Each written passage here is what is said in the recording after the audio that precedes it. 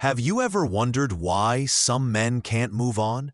Not from the most beautiful woman, nor the kindest, but from the one who vanished without noise, without need, without a backward glance. Not a storm, but a quiet retreat. Not chaos, but an absence so vast it echoes in his chest like a cathedral left hollow.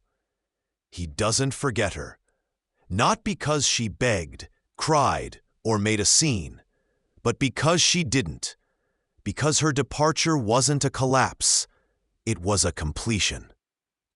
And that kind of silence haunts a man more than any scream ever could. Psychologically, he is wired to pursue what he cannot contain. It's not love, not yet. It's the wound of uncertainty, the unresolved. William James wrote that consciousness is a process, not a thing, and so is obsession. It isn't born in clarity, but in confusion, in the murky space between having and losing, where the male mind attaches, not to who she was, but to the story he never got to finish. She becomes a phantom in his inner theater, not because she was everything, but because she became nothing, a blank screen onto which his ego now projects every unanswered question, every regret, every fantasy of control.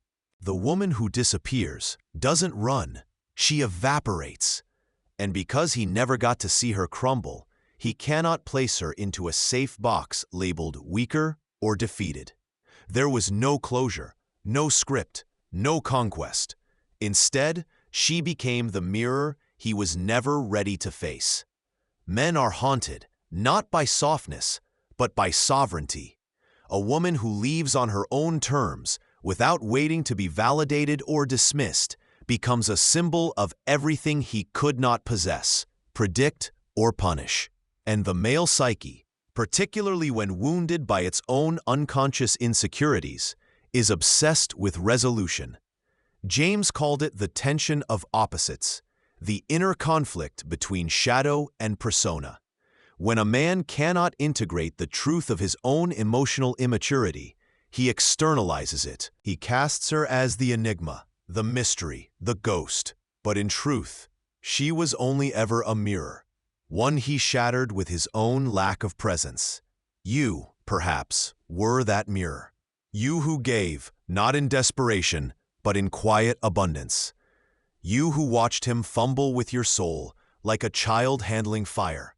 Too proud to ask, too careless to care, too self-involved to see. And when you left not in anger, but in silence, you gave him the one thing his ego could never digest: uncertainty. Now, he rewinds every interaction in his head like a director watching lost footage. He wonders what you were really thinking. He analyzes the tone of your last goodbye.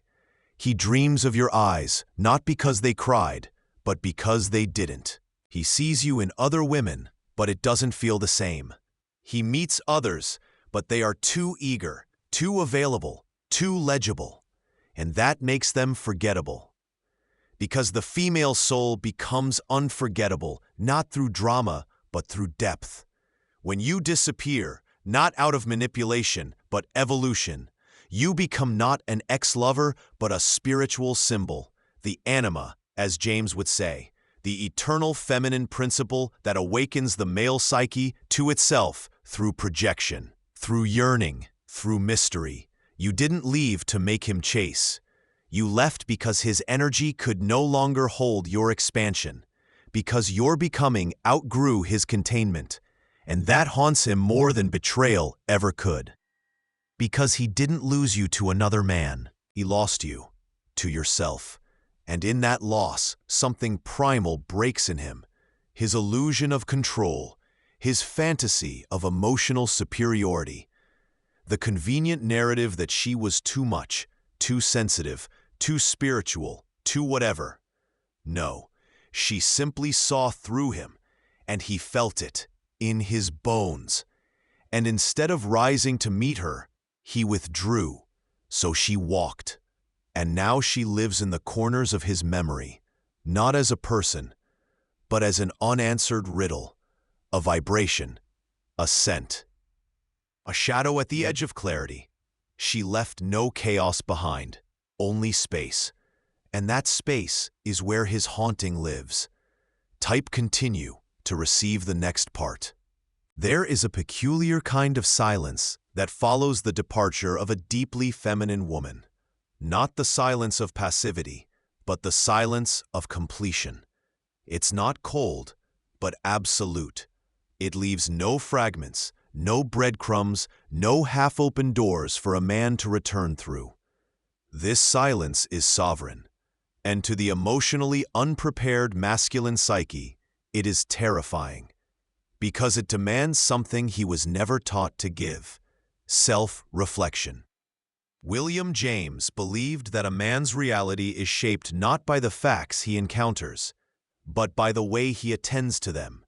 His attention constructs his universe, and when a woman like you disappears, she doesn't just leave his life, she disorients his entire frame of reference. Suddenly, the attention he once withheld becomes fixated. Where before he ignored, now he analyzes. Where once he doubted, now he obsesses. Where he once took her presence for granted, now her absence gnaws at his inner edges like wind against stone. He starts to wonder, was she really soft? Or did he just mistake her softness for weakness because he wasn't strong enough to receive it? Was she really cold when she grew quiet? Or did she simply stop trying to rescue a man unwilling to meet her in his own soul? The male ego, especially the ego still entangled in unresolved boyhood, believes women are there to orbit him. Their value is measured in availability, in devotion, in tolerance. But the woman who disappears breaks that narrative wide open. She is the one who dared to walk without bitterness, who did not explain herself, who did not beg to be understood, who did not ask for closure, because she had already closed the door within herself. That kind of woman is not a lesson. She is a reckoning. She forces a man to confront the weight of his own detachment, to realize that emotional intimacy is not earned through dominance or charm, but through presence, through the terrifying act of being seen and seeing another fully. And that is what haunts him, because he may never have truly seen her, but he felt her, in the subtle ways she noticed his silence, in the intuitive way she asked the questions he wasn't ready to answer, in the depth of her stillness, the calmness of her chaos, the poetry behind her restraint. And now, in the vacuum left behind, her presence expands. She becomes archetypal, not just a woman, but the woman, the one who didn't need to win him and thus became unforgettable. Psychologically, this phenomenon is rooted in a deep mechanism of male development. In William's terms, the anima, the unconscious feminine aspect of a man, seeks integration. And when he meets a woman who embodies the depth he has disowned within himself, he is magnetized, even if he resists. She triggers something sacred, something ancient, but if he is not ready to hold it, he sabotages it. He detaches, dismisses, distracts, and when she is gone, when the mirror disappears, he is left staring into himself for the first time, without her gaze to soften the harshness of his own emotional limitations. The haunting begins, not because she was perfect, but because she held a truth that refused to chase him. She becomes a myth in his psyche, a what-if, a story retold in the dark corners of his memory when new women fail to stir the same depth. And this, perhaps, is the most bittersweet consequence. He may never admit it, but she became the standard, not through seduction, not through submission, but through sovereignty. She didn't want his attention, she wanted his alignment. She didn't ask for forever, only for presence. And when he could give neither, she didn't complain. She left. A woman who can leave without punishment is one a man never truly escapes. He may marry someone else. He may pretend to forget. But her silence will echo inside him every time he tries to recreate her from the outside in. Because you cannot replace a woman who has done her inner work. You can only reflect on why you couldn't meet her there. Some women were never meant to stay. They were meant to be realized. They arrive not as promises of forever, but as living tests of a man's spiritual capacity. They do not come to decorate a life, but to awaken the parts of it that have remained untouched. Sometimes, for generations, the woman who disappears is not merely an individual loss. She is a collapse of meaning in the male psyche. Because her absence doesn't just hurt, it destabilizes the inner scaffolding he built to shield himself from emotional truth. And now, without her energy to mirror his patterns, those walls begin to fall. Quietly, relentlessly. This is the sacred haunting, a psychological echo that reverberates through his body, memory, and soul, not because of how she left, but because of what her departure revealed. She was never just a woman. She was a mirror. She was the silence he tried to escape inside himself. And when she took that silence with her, he had no choice but to confront it directly. William James suggested that habit is the enormous flywheel of society, an unconscious force that governs behavior long after the initial spark of emotion fades. And so too in relationships. The man conditioned to suppress, to conquer, to pursue without reflection, finds himself spiraling when he meets a woman who refuses to play by those habits. He is left disoriented, suspended between who he pretended to be and who he secretly fears he is. And that woman, the one who didn't fold, didn't beg, didn't fight for his half-hearted presence, becomes more than memory. She becomes mystery. She activates the Jungian anima in full force, a psychic embodiment of all the unlived emotions within him. She rises in dreams, in guilt, in sudden moments of tenderness he cannot explain. Not because she was needy, but because she needed nothing from him anymore. That's the paradox. What haunts a man isn't the woman who tries to prove her worth to him. It's the one who remembers her worth in his silence. The one who turns around not with revenge, but with resolution. Who walks away not to punish him, but because her spirit no longer recognized itself in his reflection. He might replay the last conversation in his mind 1,000 times. He might analyze the quiet tone in her voice, wondering if it held anger or detachment or sorrow. But what he will feel most, beneath every word, beneath every gesture, is the certainty with which she chose herself. That certainty is rare, and it terrifies a man who has not yet chosen himself. Because for a woman to disappear without destruction, she must first have become whole. And a man still divided within himself will never understand that. He will think she was impulsive, or cold, or unpredictable. But that's only because he cannot fathom a decision made from self-possession instead of pain. She did not vanish to provoke longing.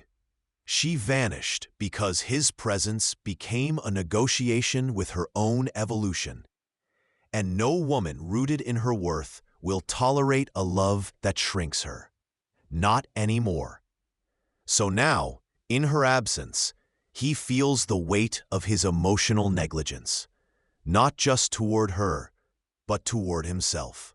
He realizes, perhaps too late, that what he dismissed as dramatic was actually depth, that what he called too sensitive was simply spiritual intelligence, that what he mocked as weakness was her refusal to be hardened by his distance.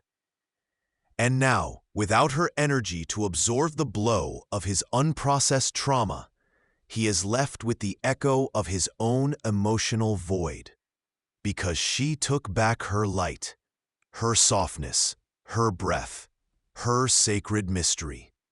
And now, she lives not in his world, but in the space between his distractions, the silence before he sleeps, the pause after a shallow conversation, the moment when another woman says something that reminds him of her. She is not coming back, and that is what keeps her alive in him.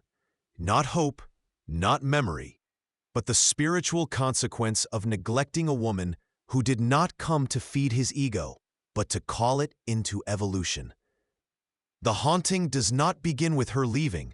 It begins when he realizes she's not coming back, and not just in the literal sense. She is no longer energetically available to him. Her light no longer leans in his direction. Her inner compass no longer references his voice. She has dismantled the part of her that once hoped he would change, or see, or rise. Now she orbits a new axis, her own. This is not indifference. It is emotional liberation, the final severance of a cord that once bound her to illusion. And for a man who mistook her devotion for dependence, this is existentially shattering. Because now he understands. She didn't need him. She chose him. And he treated that choice like a certainty. William James said that the great use of life is to spend it for something that will outlast it. But many men, emotionally undeveloped, spend their lives protecting the self, the image, the role, the mask. They withhold vulnerability, believing that emotional detachment is strength. That desire must be controlled. That intimacy is dangerous. Until she came along. Until she walked in with softness that confronted his control. Until her eyes made him feel seen in ways that frightened him. Until her energy invited him into the terrifying unknown of real connection, and he rejected it, because he wasn't ready to dissolve the ego he mistook for selfhood. But here is what he did not understand then. You cannot meet a sovereign woman with a divided self. She will sense your fragmentation before you even speak. And if you remain unwilling to meet her depth with your own, she will go, not out of pain, but out of peace. You see, there comes a moment in every woman's life where she stops mourning what he couldn't give her, and begins mourning the parts of herself she betrayed while waiting for him to grow. This mourning is sacred. It is the funeral of fantasy. And from those ashes, a new woman rises, untethered, unrushed, unafraid. She no longer performs her worth in hopes of being chosen. She remembers it. She embodies it. She becomes it. And that embodiment is what lingers in his bones long after her name stops echoing through his phone. The haunting is not about love lost. It is about power unrecognized. It is the delayed awakening to the gravity of what he once held, and let slip through his fingers like sand, distracted by his own shadow. And now, in his stillness, he searches for her in every woman who follows. But the truth cuts deep. He is not looking for her. He is looking for the version of himself he could have become if he had loved her rightly. That is the ghost. That is the burn. That is the unspoken ache. Because she was not perfect. She had her wounds, her fears, her moments of fragility. But she was willing. Willing to look within. Willing to hold space. Willing to rise. If only he had met her halfway. But now, she dances with her own shadows. She no longer needs someone to reflect her light, for she has found the source within. She no longer waits by the door, wondering if he'll return softened, humbled, awakened. She no longer asks the question, why wasn't I enough? Because now she knows. She was too much for a man still hiding from himself. And that realization doesn't breed bitterness. It breeds freedom. She doesn't need revenge. Her evolution is revenge enough. And him? He walks with the imprint of a woman who asked nothing and gave everything, until giving became a betrayal of herself, until staying became a denial of her purpose. Now, her absence is his teacher, her silence a sermon, her detachment a mirror. He may never say it aloud, but in the quiet moments, he knows. He wasn't haunted by her leaving. He was haunted by what she awakened and what he refused to become. There is a threshold in every woman's life where her heartbreak ceases to revolve around what she lost and begins to reveal who she's becoming. This is not the path of retreat. It is the path of return. Return to the self. Return to the sacred. Return to the center of her being, where no man's recognition or rejection holds dominion. It is in this threshold where the woman who disappears is born. She doesn't vanish out of fear. She dissolves the contract, the unspoken emotional agreement that said she must perform, fix, wait, tolerate. She burns that contract in silence.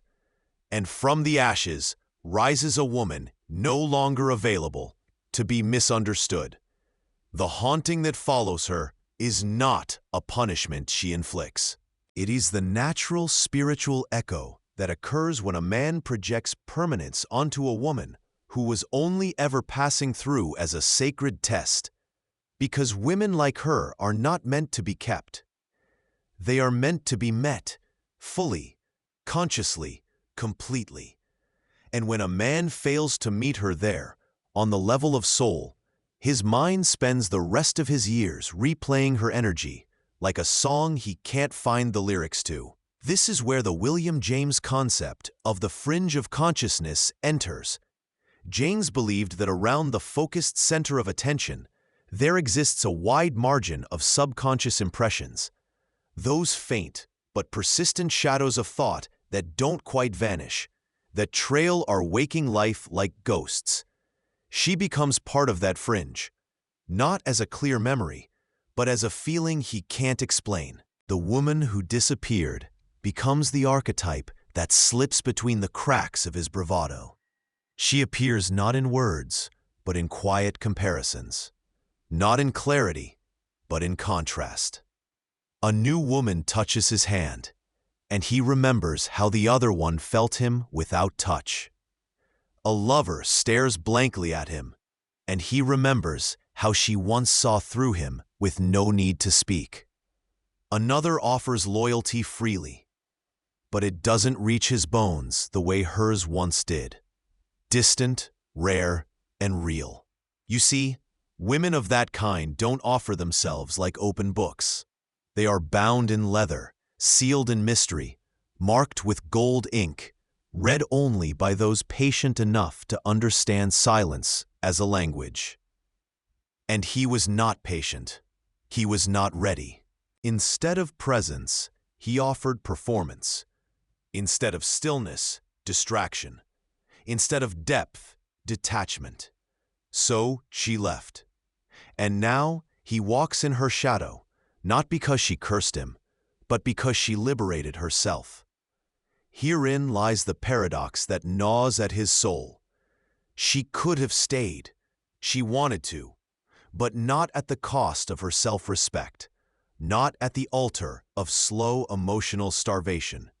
For a man unaware of his own disconnection, her departure is the first time he tastes spiritual hunger, and nothing will satisfy it again until he faces his own shadow. Because that woman didn't leave him. She left who he refused to become. And he knows this now. He won't admit it out loud. His pride may be too intact. His voice may tremble at the thought of her name. But deep down, he knows she gave him a chance to rise, and he chose to remain asleep. And in doing so, he lost not only her, but the man he might have been if he had let love unravel him. There is no punishment here, only consequence. The woman who disappears does not do so to be desired. She disappears because her soul refuses to decay in shallow soil. She will not rot for love. She will not shrink for validation. She will not remain in rooms that echo more with silence than with sincerity. She did not want more of him. She wanted more of herself, and that is what he could never give her. Now she walks untouched by the longing he finally feels. Because longing is not love, and regret is not redemption. She is no longer listening. She is not waiting to be remembered. She has stepped into her own mythos, woven from threads of self-respect, intuition, and liberation. And he is left with the ghost of the woman he could not hold. Not because she slipped away, but because he never held her in truth to begin with. Type continue to receive the final part. He won't speak of her often, perhaps never. Not to his friends, not to his new lovers. Not even in therapy should he ever arrive there. To name her would be to admit that he let go of something he never truly grasped. To speak her name aloud would fracture the fragile story he tells himself about the past. That she was just one chapter, not the entire book that rewrote him in silence. But make no mistake, she lives there, in the margins, in the pauses, in the spaces where honesty still flickers like a dying candle. The woman who disappears doesn't simply leave. She reclaims. She retrieves all the pieces of her soul she once gave away in hope. She stitches herself together with threads of clarity, with the breath of solitude, with the blood of truth. She becomes unfindable to the man who once believed she would always orbit him. She is no longer accessible to half effort. She is no longer touched by delay, by maybe, by someday. She has become sacred distance, and that distance is a fire he will walk through again and again, in dreams, in memory, in the quiet tremble of a moment that should feel good, but doesn't. Because she isn't just the woman who left. She is the one who saw him. William James taught that consciousness flows, a river, not a structure. It bends, turns, transforms. The woman who disappears doesn't leave a man the way she found him. Her presence becomes the current that carves new edges into his inner landscape, even after she's gone. Every woman who comes after her will meet a man who once loved the real and ran from it. And she'll feel the ghost of the one who came before. The one who turned her back, not out of coldness, but out of completion. He will try to recreate her, not consciously, but in soft eyes, in spiritual talk, in the scent of jasmine, or the quiet way someone says goodbye. But none will touch the chord she struck, because she did not come to play the game. She came to awaken him. And now she is gone. Not a rejection, a release. Not a punishment, a prophecy fulfilled. She knew he would not rise, not yet, and she no longer felt it was her place to wait. That is what makes her unforgettable. She did not demand his growth. She withdrew her energy and became her own evolution. And what becomes of him? Perhaps he grows, perhaps not. Perhaps one day he sits alone, older, quieter, stripped of the armor he once wore like virtue, and thinks of her, not with bitterness, not even with regret, but with reverence. Because now, after all the distractions have worn thin, after the noise has died down, after the lovers have come and gone, he sees what she was. She was never just a lover. She was a mirror. She was the call to become. And he answered too late. There is no tragedy in her story, only freedom. Because a woman like her was never meant to be understood, only honored, only remembered. Not by the world, but by the man she left behind, in order to meet herself. She will never be forgotten. Not because she was loud or dramatic or easy to chase, but because she vanished without needing to be pursued, and in that silence, she became eternal. The woman who knows her worth doesn't chase, she chooses.